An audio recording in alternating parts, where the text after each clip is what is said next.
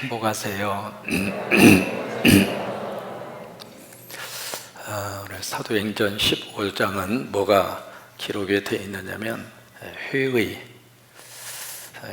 우리가 여러 가지 많은 회의를 하잖아요. 근데 그 회의 가운데 기독교 역사 속에서 최초로 교회 이름으로 모인 회의가 사도행전 15장입니다. 이 회의를 가리켜서 두 가지로 이야기합니다. 캐톨릭에서는 공의회라 그렇게 말을 하고, 우리 개신교에서는 총의회라 그렇게 회의를 부릅니다. 그래서 우리가 약자로 우리가 줄여서 총회라고 그랬죠.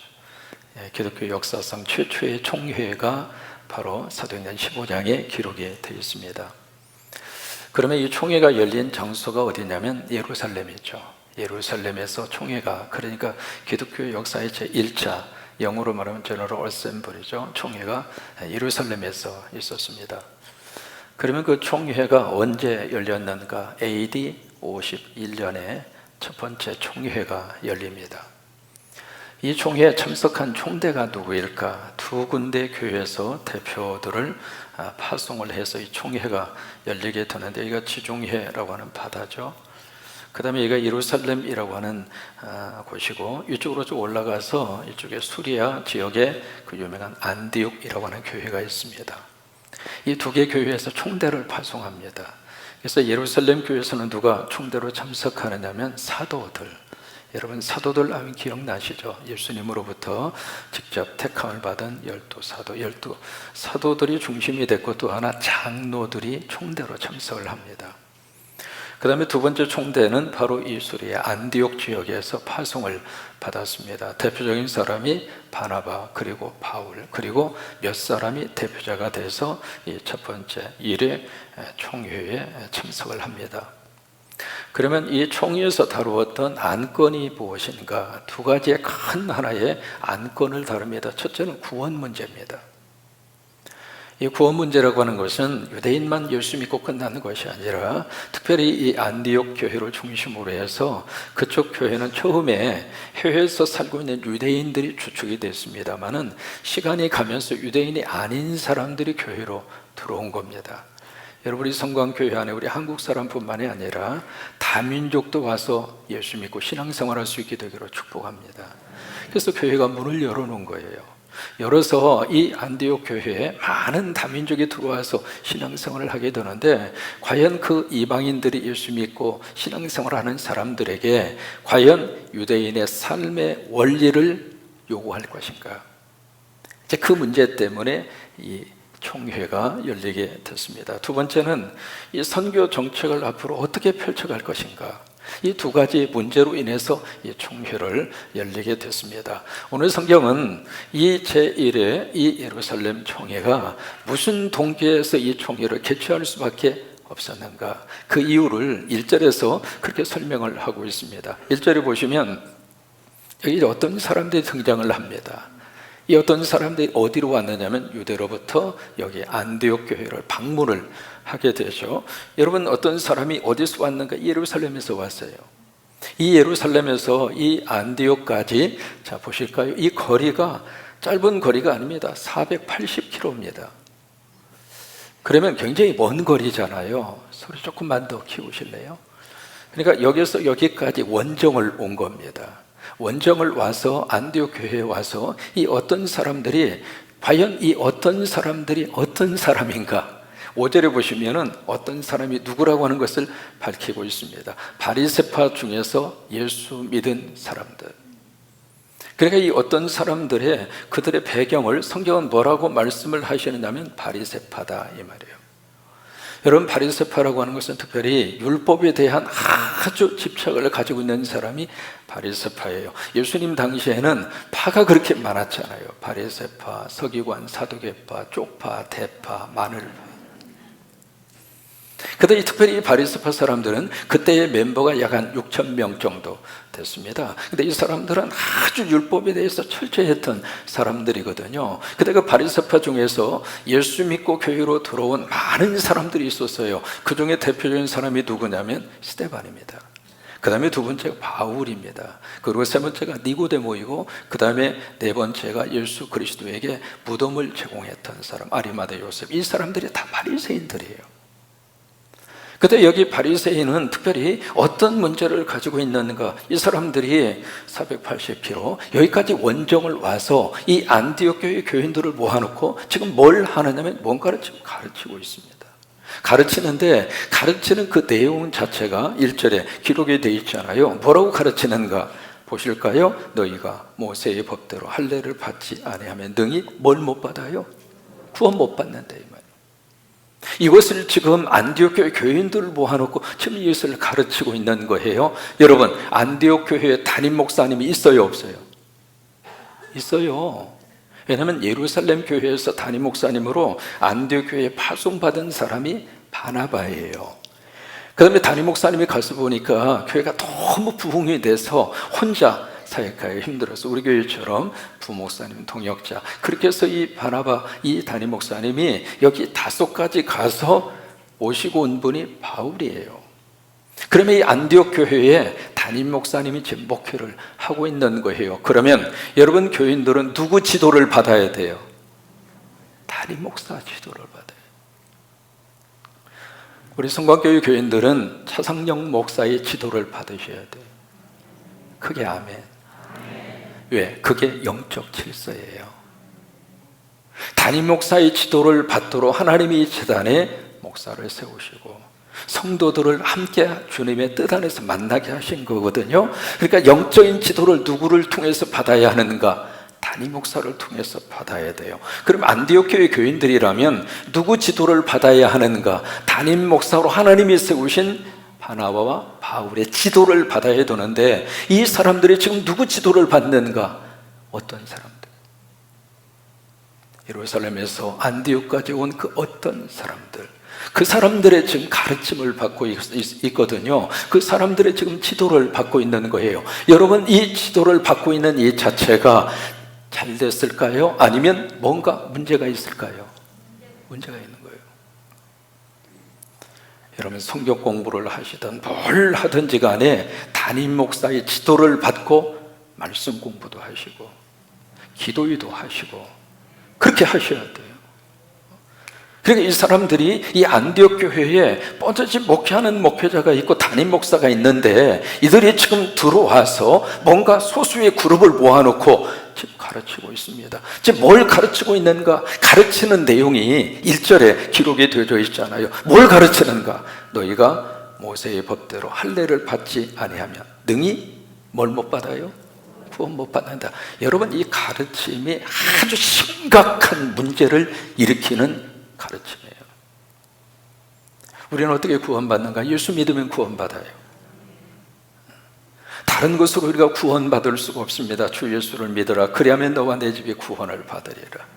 예수만 믿으면 구원받아요. 예수를 믿으면 구원받아요. 예수를 믿으면 천국 가요. 그 위에 구원을 위해서 하나님이 요구하는 게 없어요. 근데 이 사람들이 와서 뭘 가르치는가? 지금 여기 어떤 사람들, 바리새파적인 배경을 가진 사람들이 와서 뭘 요구하느냐면 예수만 믿으면 안 된다. 예수만 믿어서 구원 못 받는다. 예수만 믿어서 천국 못 간다. 당신들 할례 받아야 돼. 할례 안 받으면 천국 못 가. 이 가르침을 지금 안디옥 교회에 와서 성도들에게 지금 이 가르침을 하고 있는 겁니다. 그러면 지금 안디옥 교회 교인들은 지금까지 어떻게 주의 종을 통해서 말씀을 먹고 배움을 받았는가? 예수 믿으면 구원받는다. 어떤 사람이라 할지라도 그렇게 설교를 듣고 그렇게 신앙생활을 하고 있는데 갑자기 어떤 사람이 와가지고 그거 가지고 안 돼. 당신 구원 못 받아. 천국 못 가. 할례 받아야 돼. 할례라고 하는 것은 창세기 17장에 가장 먼저 나옵니다. 아브라함에게 하나님이 말씀하셨거든요. 너로부터 시작해서 내 후손 모두는 할례를 받아라. 그러면서 할례 받아야 될 그 이유를 그렇게 설명합니다. 언약의 상징이다. 하나님과 이스라엘 백성들과 약속을 했습니다. 나는 너희 하나님이 되고 너는 나의 백성이 되리라. 그게 언약입니다. 그렇게 약속을 하시고 나서 그 약속에 대해서 네 몸의 한 부분에다가 마크를 해라. 표시를 해라. 그것이 바로 할례입니다. 그래서 유대인들은요, 태어나서 8일이 되면 어떤 남자이든지, 여성분들은 해당이 되지 않습니다. 유대인의 모든 남자들은 할례를 받아야 돼요.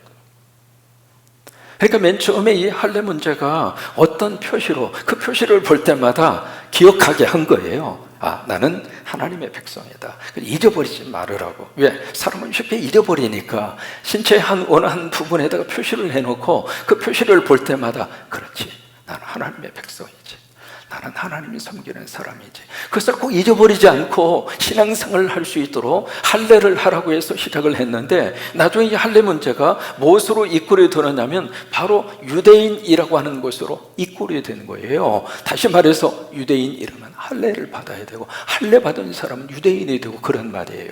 그러니까 여기에 이 어떤 사람들이 그것을 가지고 와서 교회 앞에 주장을 하는 거예요. 당신들 이방인들이 예수 믿는 것으로 구원받을 수 있는 것이 아니라 당신들은 유대인들이 돼야 된다. 근데 혈통적으로 유대인이 될 수 없다면 유대인들이 하는 가장 중요한 율법의 내용인 할례를 받아야 당신들이 구원받을 수 있다. 여러분, 이 문제가 교회 앞에 어떤 그 파동을 일으켰는가? 이것은 우리가 다른 말로 말하면 어떤 교리적인 문제거든요. 교리적인 문제. 이게 유대인의 입장으로서는 전혀 이상하지 않습니다. 왜냐하면 유대인으로 태어나는 순간 할례를 다 받으니까. 그래서 이 바리새파 사람들이 이미 어렸을 때 부모에 의해서 할례를 다 받았거든요. 그리고 신앙생활하고 예수 믿으니까 이 사람들이 있어서는 아무 이상한 게 아니에요. 그런데 이것을 이방인들에게 할례를 요구하는 순간 문제가 생긴다. 이게 교회 안에 이게 이단인 것 같으면서도 이단이 아닌 것 같으면서도 뭔가 이렇게 조금 묘한 교리적인 문제가 있어요.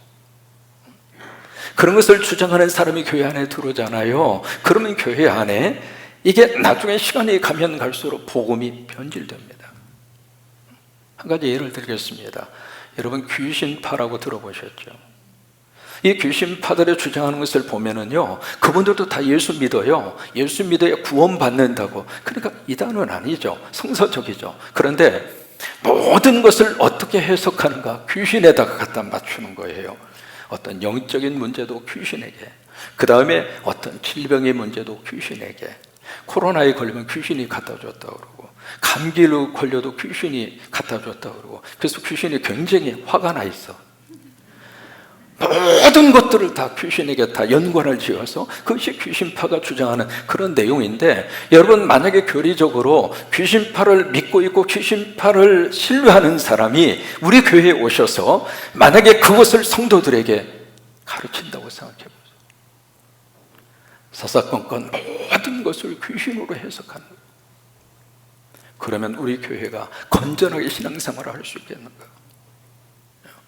그래서 안디옥 교회가 이 교리적인 문제 때문에 어떤 일이 지금 벌어졌는가? 2절에 보시면은요, 바울과 바나바 그리고 그들 사이에 무슨 일이 지금 벌어지고 있는가? 2절을 보실까요? 그들 사이에 적지 아니한 뭐가 있었어요?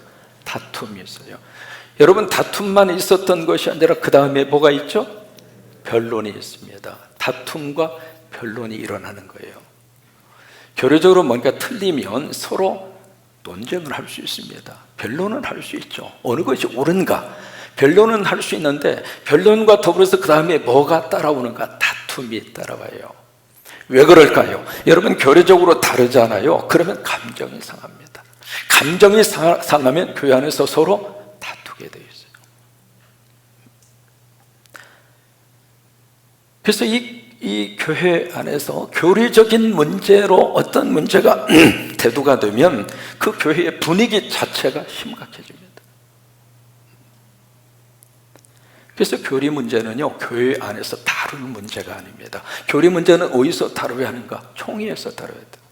왜? 총회가 전체 교단적으로 이 교리 문제를 정리하고 교단의 방향을 설정을 하고, 이것은 상급기관이 다루어야 될 문제입니다. 이 교리 문제를 일반 지역교회에서 막 다루기 시작하잖아요. 그러면 서로 자기가 주장하는 바를 가지고 서로 감정 대립이 일어나요. 예를 들면 귀신파를 좋아하는 한 그룹이 있다고 생각해 보세요. 그분은 계속 그런 쪽으로 이야기하는 거예요. 그런데 강대상에서 선거되고 선포하는 목사의 설교는 그게 아니란 말이죠. 그러면 자꾸 대립이 일어나는 거죠. 그 교회 안에서 그것 때문에 파당이 일어나고 싸움이 일어나고 감정 대립이 일어나고. 여러분, 지역교회 안에서는요, 교회적인 통일성이 있어야 돼요. 우리 교회 안에서는 믿음의 동질성이 있어야 돼요. 교리적인 통일성이라고 하는 것은 뭘 말하느냐면 담임 목사하고 교리가 같이 가는 거예요. 왜요? 하나님이 세우신 주의 종을 통해서 그가 가지고 있는 목회적인 비전과 그리고 그가 붙들고 있는 하나님으로부터 받은 은사적인 것을 가지고 목회를 사역하잖아요. 그러면 그 목사가 가지고 있는 교리와 신학을 같이 가는 거예요. 만약 그거하고 전혀 다르게 다른 색깔의 교리적인 것을 가지고 오셔서 이 교회에서 자꾸 성도들에게 심어주려고 하고 그 교리를 주장하려고 하시면 요주의 인물이 되는 거예요. 그래서 우리 성곽교회 교인들은 강대상을 중심으로 해서 담임 목사와 함께 교리적으로 통일성을 가지시기를 바라고, 또 하나 믿음의 동질성이 있어야 돼요. 그래야 교회가 은혜스럽게 서로 하나가 돼서 하나님의 사역을 감당할 수 있는 거예요. 결국 이 안디옥 교회는 이 교리적인 문제 때문에 계속 싸우는 거예요. 여기에 적지 않다, 그렇게 표현하고 있잖아요. 굉장히 많은 다툼이 일어나는 거예요. 하루도 조용할 날이 없는 거예요. 그래서 안 되겠다 싶어서 어떻게 결정을 하느냐면 이 형제들이, 이 안디옥에 있는 형제들이 결의를 합니다. 안 되겠다, 이 문제 우리가 해결할 문제가 아니다. 지역교회에서 해결할 문제가 아니고 상회에 의뢰를 하자, 총회에 의뢰를 하자. 그렇게 해서 총대로 구성해서 파송한 거예요. 그래서 3절에 보시면은 이 총대들이 쭉 예루살렘으로 가는데 어디를 거쳐 가느냐면 베니게 지역, 이 베니게 지역이 두루와 시돈 지역이거든요. 그쪽 지역을 통과하고 그 다음에 사마리아 지역을 통과해서 예루살렘으로 도착을 해요. 도착하는데 여기서 쭉 오면서 이쪽 지역이 다 이방인 지역이거든요. 이방인 지역을 다니면서 하나님이 이방인 가운데 주께로 돌아온 소식을 증거하죠. 그 말을 들을 때마다 이 이방인 지역에 살고 있었던 사람들이 우리도 예수 믿고 구원받을 수 있구나. 그래서 너무 감사하고, 바로 이번에 우리 아프가니스탄에서 오신 분들이 한국에 와서 우리 장로님 기도대로 꼭 하나님 만나고 예수 믿는 은혜가 주어지기를 축복합니다. 어떤 지역의 사람이든지 예수 믿고 구원받을 수 있다. 이게 복음이잖아요. 이것이 하나님이 말씀하시는 거룩한 좋은 소식이잖아요. 바로 이 복음 속에 구원이 있고, 구원을 받기 위해서는 복음만 믿으면 되잖아요. 그래서 그 소식을 쭉 전하면서 사람들이 환영하고 기뻐하죠. 결국 예루살렘에 도착을 합니다. 도착을 하니까 여기 4절에 보시면 예루살렘에 있는 교회와 사도와 장로들이 영접을 합니다. 이 안디옥 교회 교인들이 최초로 예루살렘 교회에 온 거예요. 그동안에 소식만 들었잖아요. 근데 보니까 얼마나 기뻐요. 그래서 환영하고 영접을 했죠. 그러니까 여기 안디옥에서 오신 총대들이 하나님이 자기들과 함께 계셔서 행하신 모든 일을 말하며, 이것이 바로 앞에 사도행전 14장에 선교 보고 때 했던 내용을 똑같이 보고하는 거예요. 하나님 우리 안디옥 교회를 세우셔서 많은 이방인들이 와서 예수 믿고 구원받고, 그리고 우리를 선교사로 파송을 해 주어서 2년 동안 12지역을 다니면서 곳곳에서 하나님이 기적을 베풀어 주시고, 거기에 십자가를 세우게 하시고 일꾼들을 세우게 하시고, 그 모든 일들을 쭉 보고 하는데 우리가 하는 것이 아니라 하나님이 하셨습니다. 하나님이 하셨습니다. 여러분, 교회는 그래야 돼요. 성광교회를 통해서 누가 하시는가? 하나님이 하시는 거예요. 바라기는 여러분을 통해서 하나님이 하시기를 원합니다. 하나님이 하시긴 하시는데 누군가를 통해서 하기를 원하시거든요. 그러니까 여러분들이 그렇게 쓰임받게 되기를 축복합니다. 그래서 그렇게 선교 보고를 해요. 하니까 5절에 보면은 여기에 바리새파 중에 어떤 믿는 사람들이 일어나서 은혜스럽게 선교 보고를 하고 있는데, 이 사람들이 일어나서 하는 말이 이방인에게 할례를 행하고 모세의 율법을 지키라 명하는 것이 마땅하다. 총회 분위기가 어떤 분위기였을까? 여러분 기억나시죠? 그러니까 한쪽에서는 이 복음을 가지고 막 그들에게 말씀을 증거했거든요. 누구든지 예수 믿으면 구원받는다. 그렇게 복음을 증거하는데 이쪽 그룹에 있는 사람들은 복음 가지고 안 된다. 예수만 믿어서 그 부족하다. 거기다가 할례를 받아야 돼. 할례 안 받으면 구원 못 받는다. 그러니까 이 두 그룹이 첨예하게 대립을 하고 있는 거예요. 이 대립이 어디에서 충돌을 했는가? 총회에서 충돌합니다. 그 뒤에 이 회의가 어떻게 진행이 됐는가? 두 사람이 대표적으로 발언을 합니다. 첫 번째 베드로가 발언을 해요. 그 다음에 두 번째로 야고보가 발언을 합니다. 야고보 사도는 이 총회의 의장입니다. 그래서 두 사람이 발언을 한 다음에 이 총회의 결론이 어떻게 났는가? 결론이 참 은혜스럽게 납니다. 뭐냐면 이방인이라 할지라도 예수만 믿으면 구원받는다. 이방인이라 할지라도 예수만 믿으면 구원받는다. 그것이 총회의 결론입니다. 그렇게 해서 이방 선교가 쫙 하고 뻗어가게 되는 하나의 계기가 됐던 거예요. 여러분 지금도 마찬가지입니다. 우리가 구원받기 위해서는 예수님만 믿으면 돼요. 예수만 믿으면 구원받아요. 예수만 믿으면 구원받아요. 할례 하나님이 요구한 적이 없어요. 모세가 할례를 제시했을 때 구원의 조건으로 할례를 받으라 말씀한 적이 없어요. 오늘 우리 교회 안에 이 할례 문제처럼 용어는 다르게 우리가 쓸 수 있습니다만 이 문제가 교회 안에 많이 들어와 있습니다. 우리가 예수 믿으면 구원받는다. 거기다 자꾸 플러스 알파를 하려고 합니다. 그 중에 하나가 뭔 줄 알아요? 술, 담배 끊어야지. 한 가지 질문합니다. 술 먹고 교회에 올 수 있어요, 없어요? 올 수 있습니다. 아이 목사님, 거룩한 상태로 술 먹고 어떻게 교회에 오십니까? 성경에 술 끊고 교회 오라고 그랬습니까? 한 가지 더 질문합니다. 담배 현재 피우고 있습니다. 저는 안 피워요. 제 이야기 하는 것이 아니라 우리 성도들 가운데 담배 피우는 분들이 분명히 있을 수 있습니다. 왜냐하면 저는 하도 담배를 처음부터 안 피운 사람이라 지나가면 냄새 맡아요. 제가 다른 냄새를 못 맡아요. 그런데 그건 맡아요.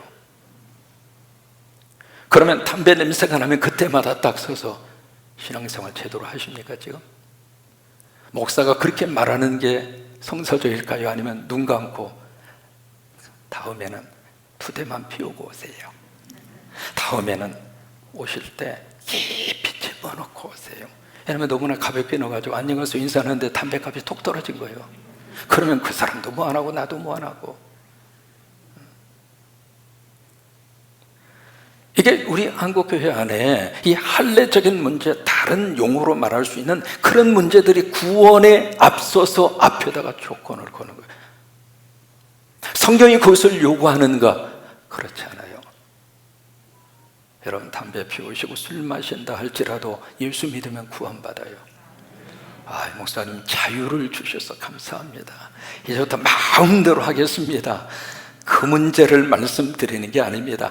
구원 문제에 있어서만은 술, 담배하고는 상관이 없다 그 말이에요. 왜? 하나님이 구원의 기준으로 술, 담배를 제시한 적이 없어요. 누구든지 예수 믿으면 구원받아요. 그 다음에 구원받고 나서 신앙생활을 하다가 보니까 술, 담배가 하나님의 은혜 가운데 정리를 해주시더라 이 말이에요. 그리고 정리하고 사는 게 훨씬 본인을 위해서도 좋고 건강을 위해서도 좋고 가족을 위해서도 좋고 그러잖아요. 근데 그것은 그 다음 문제예요. 그러니까 구원 문제에 있어서만은 하나님이 딱 하나를 보시는 거예요. 예수 믿으면 돼요. 예수 믿으면 돼요. 예수 믿으면 돼요. 그러면 구원받고 천국 갈 수 있어요. 여러분 목회자 가운데 술, 담배 문제, 술에 대한 문제는 차치하더라도 담배 문제 아직도 해결하지 못한 목사님들이 미안해요. 있을까요? 없을까요? 예, 저는 해결했습니다. 저는 처음부터 입에 안 댔어요. 근데 아직 해결하지 못한 분이 계세요. 필리핀에서 선교를 하시고 한국에서 목회하시는 목사님이 LA 지역에 방문하셔가지고 연락이 왔습니다. 차 목사 좀 만나게. 그래서 이제 다운타운에 가서 식사 대접하고 헤어져서 나오려고 그러는데 잠깐만 그러더라고. 그래서 왜요? 그랬더니 미안한데 내 마음에 선물이야. 그러면서 선물을 하나 주시는 거예요. 뭐 이런 걸 주시고 그랬더니 마음의 선물이야 뭐 이만한 거 이렇게 주셔서 뭘 이런 거 주시나 싶어가지고 집에 와서 선물을 딱 포장을 뜯는 순간 내가 기겁을 했습니다. 뭐냐면 담배 한 보루. 이번에 비행기 안에서 뭔가 선물을 주고 싶은데 준비 안 오고, 그래서 거기서 비행기 안에서 담배 한 보루를 산 거예요. 그래가지고 내가 담배 피우는 줄 알고, 당신이 피우니까 차 목사도 담배 피우겠어 생각하고 선물로 담배 한 보루를 딱 포장을 해서, 제가 이래봬도요 담배 한 보루 선물 받은 목사예요. 그분 지금도 서울에서 목회하고 있습니다. 그것을 지금 마음껏 하라 그런 말씀이 아니라 구원 문제에 있어서만은 상관이 없다 그 말이에요. 여러분, 누구든지 예수 믿으면 구원받아요. 여러분, 그 구원의 문제에 있어서만은 흔들리지 않는 여러분들이 될 수 있기를 주의 이름으로 축원합니다. 거기에 구원, 거기에 다른 어떤 것을 하나님이 요구하지 않아요. 뭐 할례를 받아라, 구원받으려면 뭐 주일 성수를 해야 된다, 구원받으려면 기도를 하루에 10시간 해야 된다, 구원받으려면 성경을 일독을 해야 된다. 그건 그 다음 문제입니다. 구원하고의 관계성이 있는 문제가 아니에요. 누구든지 예수 믿으면 구원받아요. 여러분, 그 믿음의 고백을 가지고 함께 아까 불렀던 찬송 같이 한번 부르시면서 우리 주만 믿으면, 그래요, 여러분 이 구원의 확신 가운데 신앙생활하는 저와 여러분이 되시기를 바라면서 같이 찬양으로 결단하십니다.